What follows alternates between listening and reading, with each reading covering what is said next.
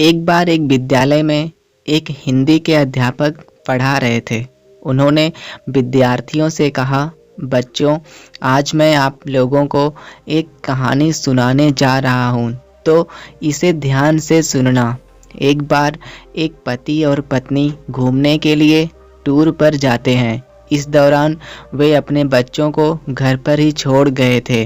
बदनसीबी से खराब मौसम के कारण शिप डूबने लगी। शिप के कैप्टन ने सभी लोगों को शिप खाली करने के लिए कहा और सभी को लाइफ बोट पर जाने को कहा। सभी लोगों की तरह वे दोनों भी अपनी जान बचाने के लिए लाइफ बोट एरिया की तरफ दौड़े, लेकिन वहाँ भी सिर्फ एक ही व्यक्ति के लिए जगह बची हुई थी।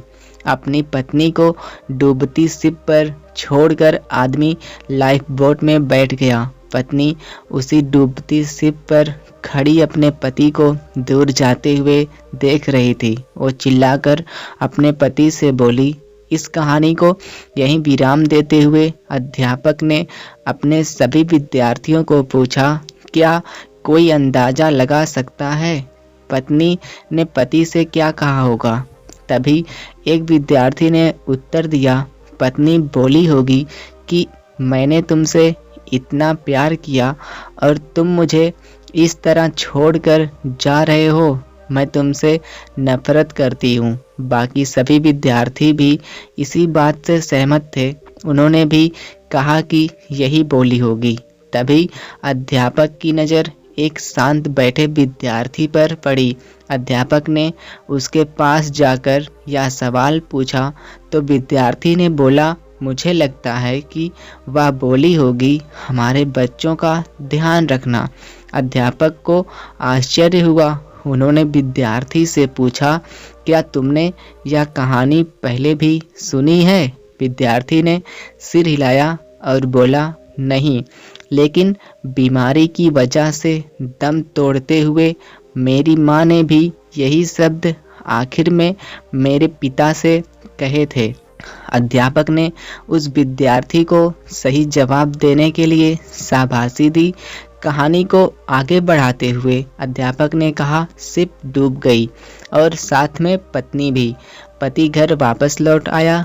कई सालों के बाद उस पति की भी मौत हो गई। एक दिन उसकी बेटी, जो उसे अपनी माँ की मौत की जिम्मेदार मानती थी, उसे अपने पिता की एक डायरी मिली, जिसे पढ़कर उसे सच्चाई का पता लगा। उस डायरी में लिखा था, जब उसके माँ बाप उस शिप पर गए थे तब उन्हें पहले से ही पता था कि उसकी मम्मी को लास्ट स्टेज कैंसर है और इसीलिए वो दोनों आखिरी बार एक साथ ज़्यादा से ज़्यादा समय बिता सकें, इसलिए दोनों अकेले ही उस शिप पर गए थे। जब उस शिप पर वह मनहूस समय आया था, तब उसके पिता ने अकेले उस लाइफ बोट की जगह में बैठने से मना कर दिया था।